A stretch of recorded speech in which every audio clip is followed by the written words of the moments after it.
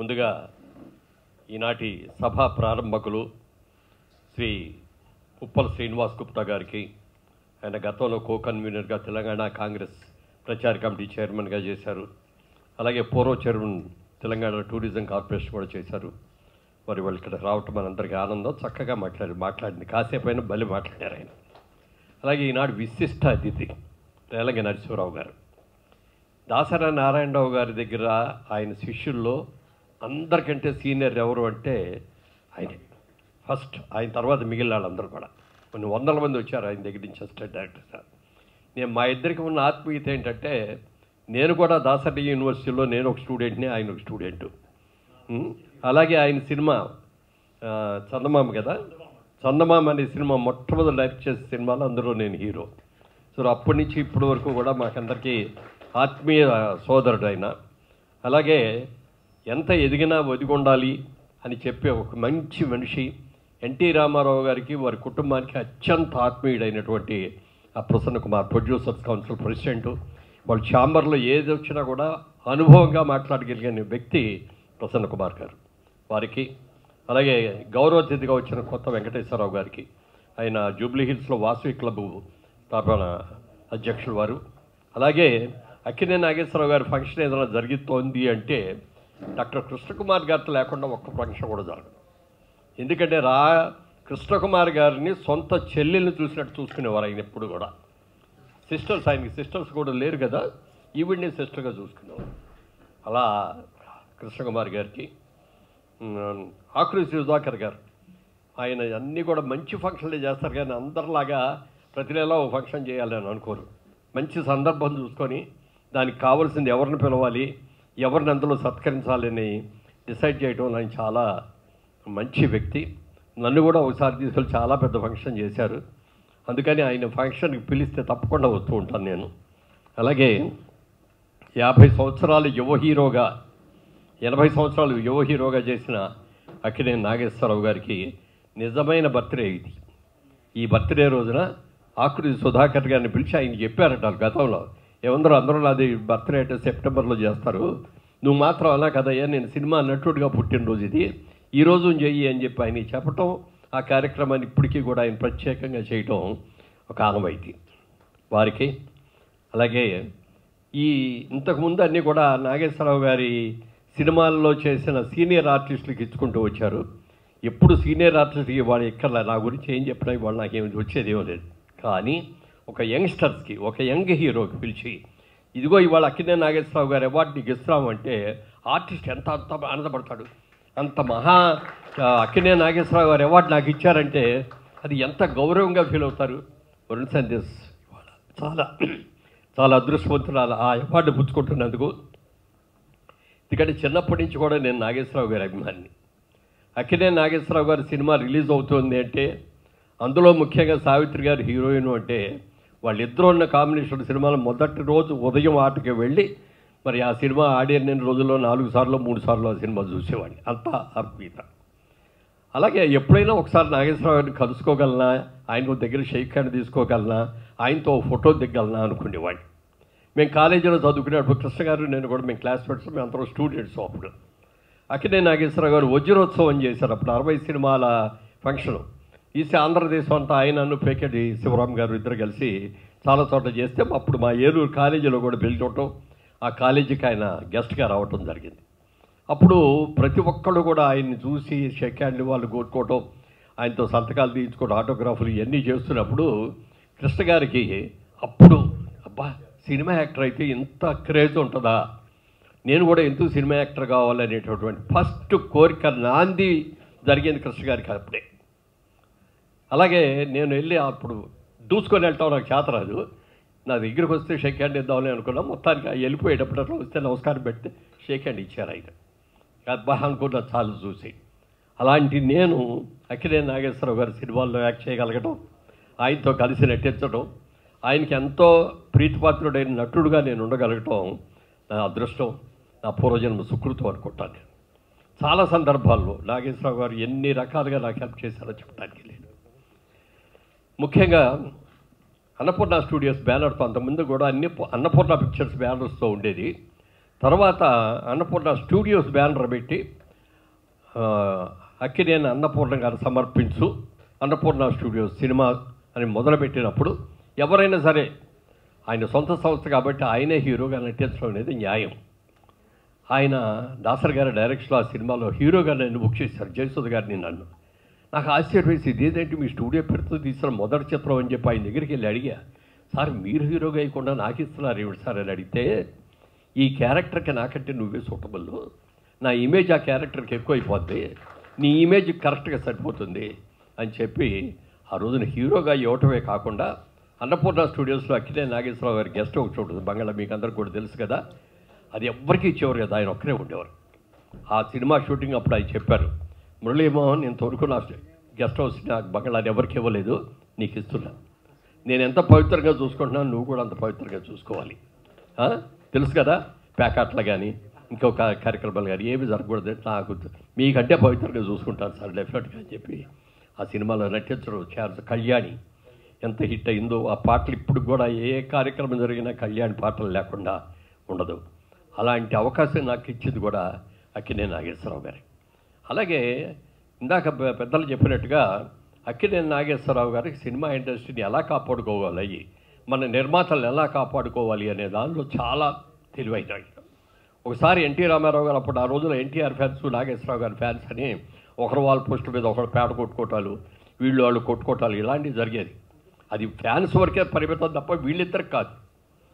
Brother మన ఇద్దరం ఒకసారి కలుసుకోవాలి, మనం మాట్లాడుకుందాం అని అంటే ఇద్దరు కలిసి ఒక మీటింగ్ పెట్టుకున్నారు.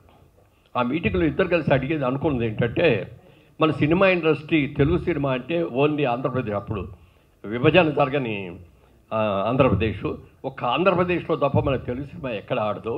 చెన్నై ఉందంటే తమిళనాడులో చాలామంది తెలుగు వాళ్ళు ఉన్నా కూడా అక్కడ శానిటైజ్ చేసి మన తెలుగు సినిమా ఆడకుండా చేశారు. ఇంకెక్కడ ఆడదు, ఒరిస్సాలో కొద్దిగా ఆడుతుంది, నార్త్ ఇండియాలో కొంచెం ఆడుతుంది, 25,000 30,000 కొనుక్కునేవారు రైస్. ఇది తప్ప మనకు ఆదాయం లేదు. నిర్మాత మనకి pay master, is the boss.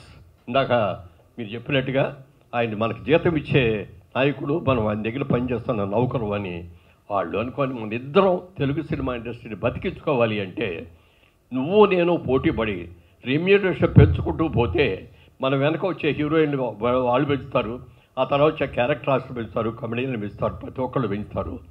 Cinema ఎక్కడికో వెళ్ళిపోద్ది ఖర్చు. నిర్మాత బతకందే మన ఇండస్ట్రీ లేదు, మన ఇండస్ట్రీలో మనం బతికించుకోవాల్సింది మనం అని చెప్పి వాళ్ళిద్దరు కలిపి ఒక నిర్ణయం తీసుకున్నారు. మన ఇద్దరం సినిమాకి 50,000కి మించి తీసుకోకూడదు రెమ్యూనరేషన్ అని సీలింగ్ పెట్టుకున్నారు వాళ్ళిద్దరే. మనం 50,000 తీసుకుంటే హీరోయిన్ వచ్చి 40,000లో వస్తుంది, క్యారెక్టర్ యాక్టర్లు 25,000 30,000లో వస్తారు, కామెడియన్స్ 10,000లో వస్తారని చెప్పి ఆ విధంగా కంట్రోల్ చేసి నిర్మాత బతికేటట్టుగా చేసిన వ్యక్తులు అక్కినేని నాగేశ్వరరావు గారు, ఎన్టీ రామారావు గారు. నా చాలా సందర్భాల్లో ఆయన దగ్గర కూర్చున్నప్పుడు చెప్పేవాడు, మురళీమోహన్ మేము సినిమా ఇండస్ట్రీకి వచ్చినప్పుడు అప్పుడు అందరూ కూడా సాంస్క్రిట్ బాగా తెలిసిన వాళ్ళు, బ్రహ్మాండంగా నాటక అనుభవం ఉన్నవాళ్ళు, ఇట్లాంటి అందరూ వచ్చారు హీరోలుగా.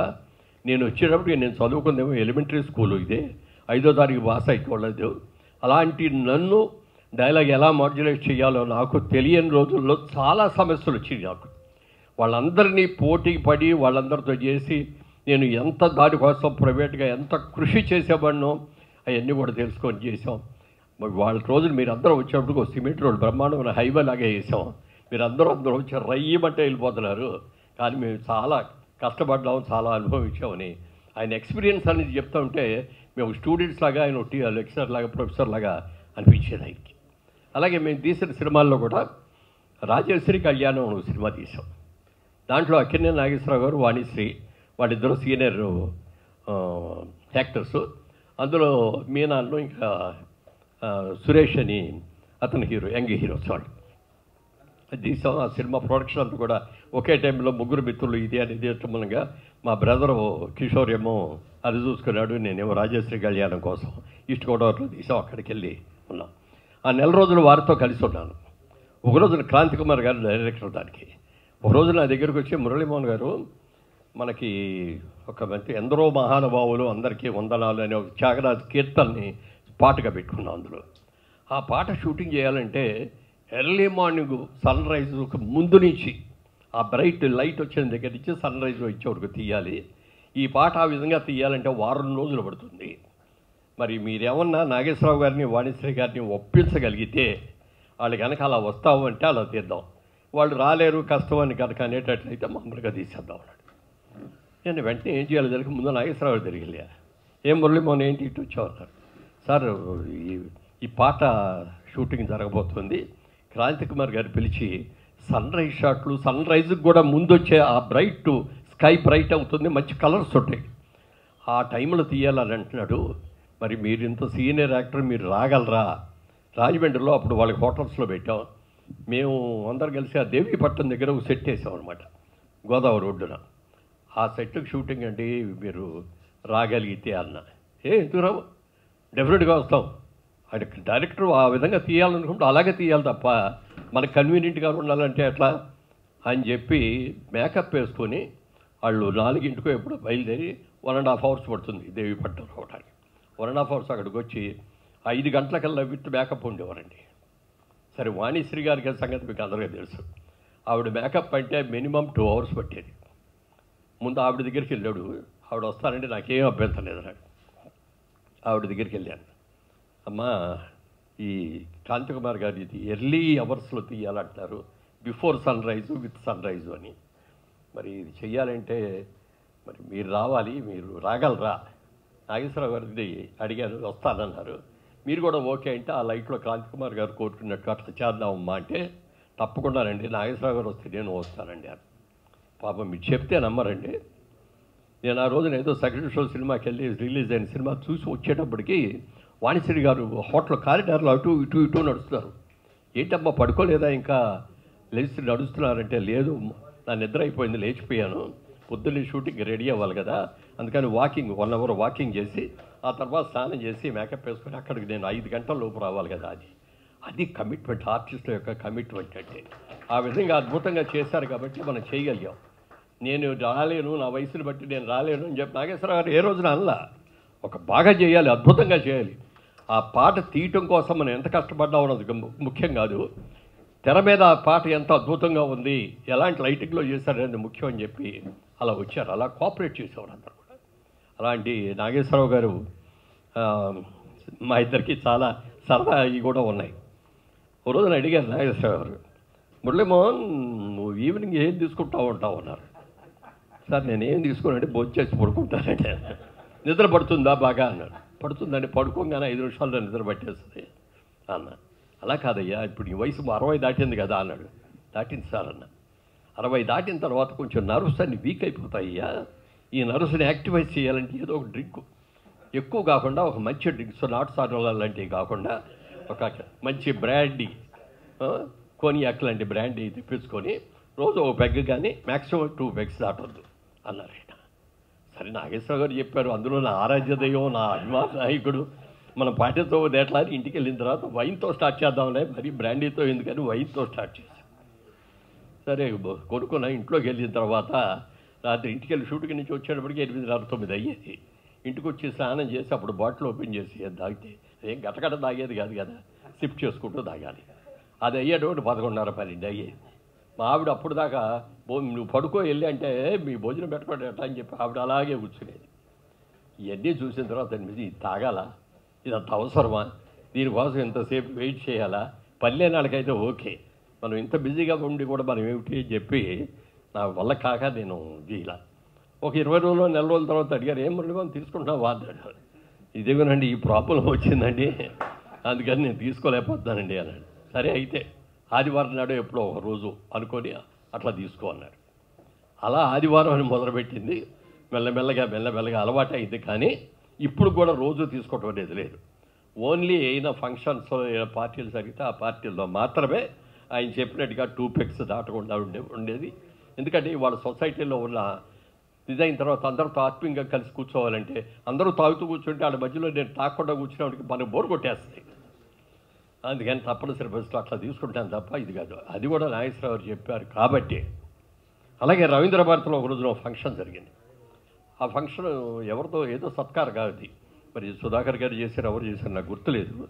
రవీంద్ర భారతిలో ఆయన మాట్లాడుతూ ఈ సినిమా ఇండస్ట్రీలో శ్రీరామచంద్రుడు ఎవరైనా ఉన్నారంటే మా మురళీమోహన్ అని చెప్పారు. ఇదేమిటి, ఇది నా సల్మాన్ కార్యక్రమం కాదు, ఇది కాదు, ఏదో కార్యక్రమంలో ఇన్ని చెప్పాల్సిన అవసరం ఏంటి అనుకొని ఒకసారి స్టన్ అయిపోయి చూస్తుంటే అవునయ్యా మేమందరం ఏ చిల్లర పనులు చేసావో కానీ నువ్వు మాత్రం చాలా నీతిగా నిజాయితీగా ఉన్నావు, అందుకని ఆ మాట అన్నాన్ని. ఇక్కడ అంటేవే కాదండి, ఆయన అమెరికాలో ఆయనకి బ్రహ్మాండమైన సత్కారాల సభలు చెప్తే అక్కడ ఆవిధ వేదికల మీద కూడా ఆయన చెప్పేవారు. అంత ప్రేమపాత్రుడైన. మళ్ళీ నాగేశ్వరరావు గారి కొడుకు నాగార్జున గారితో కూడా 3 సినిమాలు తీసాం. వాళ్ళ మనవడితో కూడా తీద్దాం అనుకున్నా కానీ ఇప్పుడు కుదరలేదు, ఫ్యూచర్లో కుదురుతుందేమో చూద్దాం. చాలా సంతోషం అండి ఇలాంటి మంచి కార్యక్రమంలో వచ్చినందుకు. ముఖ్యంగా వరుణ్ సందేశ్ చాలా అదృష్టవంతుడు. సాక్షాత్తు నటరాజు పర్యవేక్షించిన ఈ పవిత్రమైన వేదికకు నా హృదయపూర్వకమైన నమస్సుమాంజలిని అందజేస్తున్నాను. నేను రావటం ఆలస్యమైంది. ఆలస్యానికి కారణం మా అన్నయ్య. ఎందుకంటే తనకి ఇట్లా పూలమాల వేస్తూ అంజలి ఘటించటాన్ని నేను భరించలేనని అన్నయ్యకి తెలుసు కాబట్టి అది అవాయిడ్ చేస్తూ నేను ఆలస్యంగా రావటాన్ని తన ఆశగా నేను అనుకుంటున్నాను. ఈరోజు సభలో ఉన్న మహనీయులందరికీ నా హృదయపూర్వకమైన నమస్సుమాంజలిని అందజేసుకుంటున్నాను.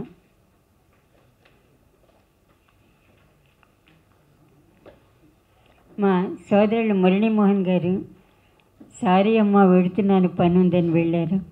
అన్నయ్యకి ఆయనకి ఎంతో ఆత్మీయ అనుబంధం ఉంది, ఆ సంగతి అందరికీ తెలుసు.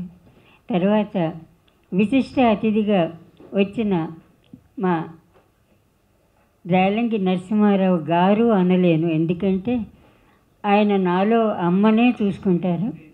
నన్ను ఎప్పుడు చూసినా అమ్మ అమ్మ అమ్మ అని పలకరిస్తారు. నా ఆత్మీయ పుత్రుడైన మా రేలంగి నరసింహారావు గారికి నా హృదయపూర్వకమైన ఆశీస్సులను అందజేసుకుంటున్నాను. నేను ఎప్పుడు ఫోన్ చేసినా కూడా నా పుత్రుడిగానే నేను సంబోధిస్తాను. ఈ రోజున అన్నయ్య ఫంక్షన్కి వచ్చి అన్నయ్య ఆశీస్సులను అందుకుంటున్నందుకు నా ప్రియమైన పుత్రునికి నా హృదయపూర్వకమైన ఆశీస్సులను అందజేసుకుంటున్నాను. సభాధ్యక్షులు పూజ్యులు ప్రసన్న కుమార్ గారికి, ఆత్మీయులు శ్రీ కొత్త వెంకటేశ్వరరావు గారికి, అందరికీ నా హృదయపూర్వకమైన నమస్సుమాంజలులు. ఈ రోజున ఆకృతి సంస్థ 33 సంవత్సరాలు అయిపోయి 34వ సంవత్సరంలో అడుగుపెట్టింది. ఆకృతి సంవత్సరం ఇనాగ్రేట్ చేసింది అన్నయ్యే. దాదాసాహెబ్ పాల్కే అవార్డు వచ్చినప్పుడు కూడా ఆకృతి సంస్థే మొట్టమొదటి అన్నయ్యకి అభినందనలు అందజేసింది. ఈ రోజున అన్నయ్య పురస్కారం అందుకుంటున్న యువ నటుడు, ఎంతో ప్రతిభను చూపించే యువ నటుడు చిరంజీవి వరుణ్ సందేశ్. వరుణ్ ఆంధ్రప్రదేశ్కి తెలుగువారికి చెందిన మనిషి అయినా కూడా తన ప్రతిభను అమెరికాలోను దేశాల విస్తరింపజేస్తూ అందరి ఆశీస్సులను అందుకుంటున్న చిన్నారి నటుడైనా కూడా, రచయిత అయినా కూడా అందరి హృదయాలను ఆక్రమించిన చిరంజీవికి నా హృదయపూర్వకమైన ఆశీస్సులను అందజేస్తున్నాను. అన్నిటికంటే ముఖ్యంగా మా ఇద్దరికి ఉన్న అనుబంధం ఏమిటంటే వారి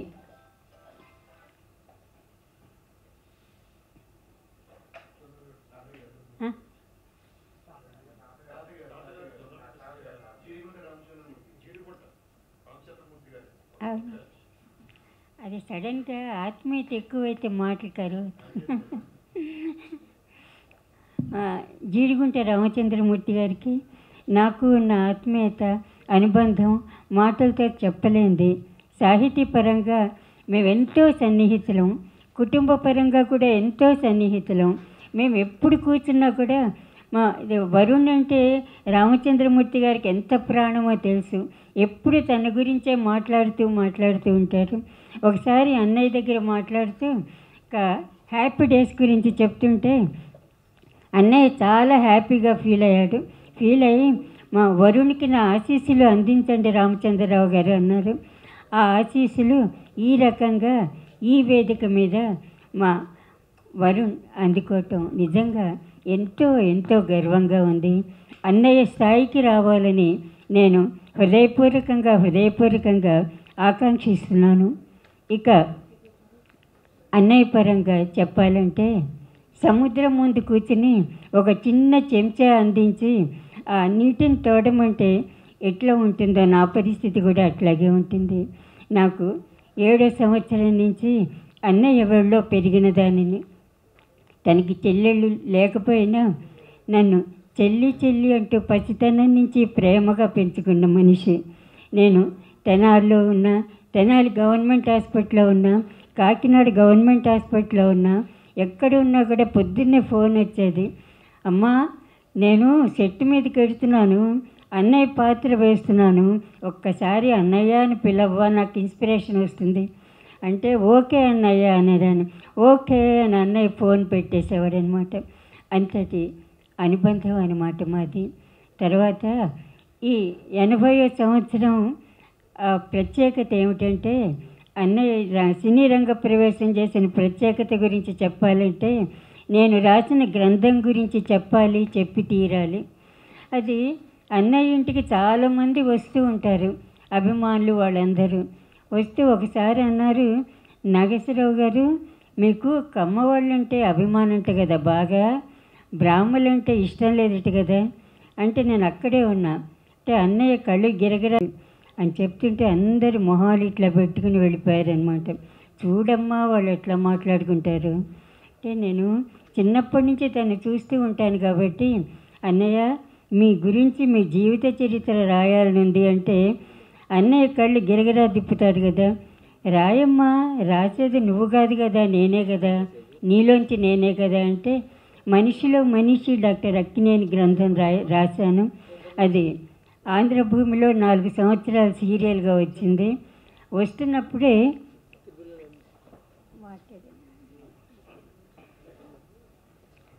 సారీ, ఇప్పుడు నేను డాక్టర్ని కాదు, పేషెంట్.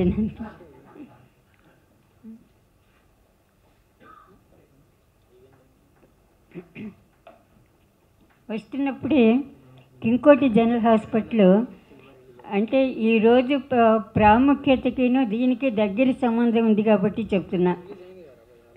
వార్డు బాయ్, నేను ఆపరేషన్ థియేటర్లో ఆపరేషన్ చేస్తుంటే వార్డు బాయ్ గబగబా వచ్చి, అమ్మ మీకు అర్జెంట్ ఫోన్ వచ్చిందన్నాను. అరగంట ఆగిమ్మని చెప్పునైనా నేను ఆపరేషన్స్లో ఉన్నాను. మళ్ళీ అరగంట కాగానే మళ్ళీ వచ్చారు. వచ్చి హలో ఎవరు మాట్లాడుతున్నారు అన్న. మేము రామారావు మాట్లాడుతున్నాము అని. ఏ రామారావు అన్న. ఎన్టీ రామారావు. అయ్యో మీరు ముందరే చెప్పొచ్చు కదా, నేను ఎవరో అనుకున్నాను అంటే తమరు ఆపరేషన్లో ఉన్నారు కదా, తమరు ఒకసారి స్టూడియోకి వస్తారా, తమతో మాట్లాడాలి. అమ్మ వాళ్ళందరూ కృష్ణ భక్తులు అవటం వల్ల అందరం కలిసి రామకృష్ణ స్టూడియోకి వెళ్ళాం. అప్పుడు బసవరామ తారకం గారి క్యారియర్ తీసుకొచ్చి అక్కడ పెట్టారనమాట. తారకం వీరెవరో తెలుసా అంటే, మీరు ఎప్పుడు చెప్తూ ఉంటారు కదా కృష్ణకుమార్ గారు అంటే, అవునాను. అక్కడ ప్రెస్ కాన్ఫరెన్స్ జరుగుతుంది, భగీరథ వాళ్ళందరూ కూర్చున్నారు. మేము వీరిని ఎందుకు కబురు చేసామో తెలుసా అన్నారు. అంటే ఎందుకు అన్నారు వాళ్ళు. అది మా బ్రదర్ జీవిత చరిత్ర చాలా బాగా రాస్తున్నారు, మేము చదువుతున్నాము, అది మా జీవిత చరిత్ర కూడా రాయొచ్చు కదా అని అడగటానికి పిలిచాను అని నా వంక చూశారనమాట. ఒక్కసారి నేను స్టన్ అయిపోయి అట్లాగే చూస్తున్నా. ఎందుకంటే అన్నయ్య జీవిత చరిత్ర అది రాస్తున్నాను. అది తర్వాత 4 సీరియల్స్ రన్నింగ్లో ఉన్నాయి. అది కాకుండా కృష్ణక సలహాలు ఉన్నాయి. గవర్నమెంట్ హాస్పిటల్లో ఊపిరాడని పనిలో ఉన్నాను. అందులో అన్నగారి జీవిత చరిత్ర అంటే తెల్లారుజామున 3:30కే వెళ్ళాలంటే నాకు చాలా కష్టమైన పని కాబట్టి అట్లాగే చూస్తుంటే ఆయన నా వంక అట్లా చూసి, సరే సరే మేము తర్వాత మాట్లాడుకుందాం మనం అన్నారు. అది 81లో జరిగింది. ఆ తర్వాత ఆయన రాజకీయాల్లోకి వెళ్ళిపోయారు. తర్వాత వీళ్ళందరూ ప్రెస్ వాళ్ళందరూ అన్నయ్యతో చెప్పారు, మీ చెల్లెల్ని అన్నగారి జీవిత చరిత్ర రాయమన్నారు. అంటే ఏమ్మా మా బ్రదర్ అడిగట్టు కదా, నువ్వేం చెప్పావంటే, నా ఇబ్బందులు మీకు తెలుసు కదన్నయ్య అన్న. ఇప్పుడు చెప్పొచ్చేది ఏమిటంటే, మనిషిలో మనిషి డాక్టర్ అక్కినేని గ్రంథం అది చాలా ఫేమస్ అయింది. తర్వాత ఆ గ్రంథాన్ని చదివి ఆంధ్ర యూనివర్సిటీ వాళ్ళు డాక్టరేట్ తీసుకున్నారు. తీసుకుని వాళ్ళ అన్నయ్య దగ్గరికి వచ్చి మాకు డాక్టరేట్ వచ్చిందండి, మీ గురించి రాసాము. అది నా గురించి అంత ఇన్ఫర్మేషన్ మీకు ఎట్లా తెలిసిందంటే మీ చెల్లయ్య రాశారు అనగానే తన కళ్ళలోంచి నీళ్ళు వచ్చి గబగబా లోపలికి వెళ్ళి షాల్ కప్పి, తర్వాత ఎక్కడ వెళ్ళినా కూడా ముళ్ళపూడి వెంకటరమణ గారు రాసిన నా జీవిత చరిత్రను గురించి రాశారు, నా పుట్టినరోజు గురించి రాశారు. అందులో సెప్టెంబర్ 20 అనేసరికి అందరూ నా పుట్టినరోజు తెలుసుకున్నారు. మా చెల్లాయి మే 8న నా నిజమైన పుట్టినరోజని నా మనసు తెలిసి తన గ్రంథంలో రాసింది. అందుకని మా చెల్లెలకి నేను ఎప్పుడూ రుణపడి ఉన్నానంటే, ఈ రోజున మా తమ్ముడు మా ఆకృతి సుధాకర్ ఈ 80వ సంవత్సరంలో అడుగు పెడుతున్న సందర్భంగా, మా వరుణ్కి పురస్కారం అందజేస్తున్న సందర్భంగా అన్నయ్య మాటలు నాకు గుర్తొస్తున్నాయి.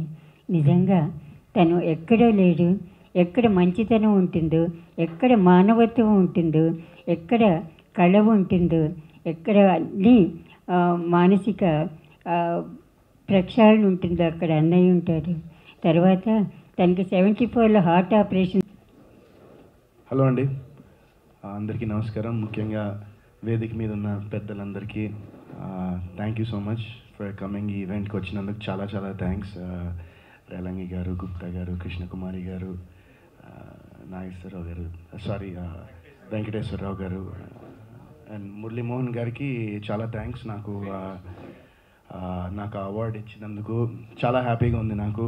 అండ్ థ్యాంక్ యూ సుధాకర్ గారు, నన్ను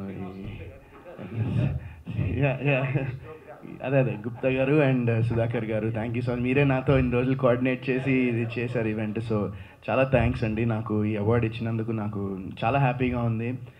అండ్ నాకు అక్కినేని నాగేశ్వరరావు గారితో నాకు యాక్చువల్లీ ఒక చిన్న అనుబంధం ఉందన్నమాట. నాకు 2010-11 టైంలో నేను ఒక ఫంక్షన్కి గెస్ట్గా వెళ్ళా. ఆయన చీఫ్ గెస్ట్ అనమాట ఆ ఫంక్షన్కి. నాకు తెలిసి ఇలాంటి టైంలోనే ఈ నెలప్పుడే అనుకుంటా నేను. సో 2011-12 ఆ ప్రాంతంలో మేము బిట్స్ బిలానీకి వెళ్ళామన్నమాట, బిట్స్ బిలానీ కాలేజ్కి. సో అక్కడ ఎంటర్ అయినప్పటి నుంచి ఇంకా అక్కడ నేను అక్కడ ఉన్నా, నాగేశ్వరరావు గారు వస్తున్నారంటే వెయిట్ చేస్తూ ఉన్నా. వచ్చారు ఆయన. వచ్చిన తర్వాత నాకు ఇంకా గుర్తుంది, అది ఆ ఎంట్రీ నుంచి మేము ఏదైతే ఆడిటోరియం ఫంక్షన్ హాల్ ఉందో అక్కడ లోపలికి వెళ్ళే వరకు లిటరలీ ఆయన భుజం మీద చేసుకుంటూ నడుచుకుంటూ వెళ్ళాము. అండ్ నాకు అదొక అసలు అది ఎప్పుడు నేను కల్లో కూడా అనుకోని ఒక ఎక్స్పీరియన్స్ నాకు అది. అండ్ మా తాతగారు కూడా మీకు కొంతమంది తెలిసి ఉండొచ్చు, ఆల్ ఇండియా రేడియో స్టేషన్లో ఆల్మోస్ట్ ఒక మోర్ దెన్ 25 సంవత్సరాలు పనిచేయడం జరిగింది ఆయన. అండ్ ఆయనకు కూడా నాగేశ్వరరావు గారు పరిచయం ఉంది బాగా.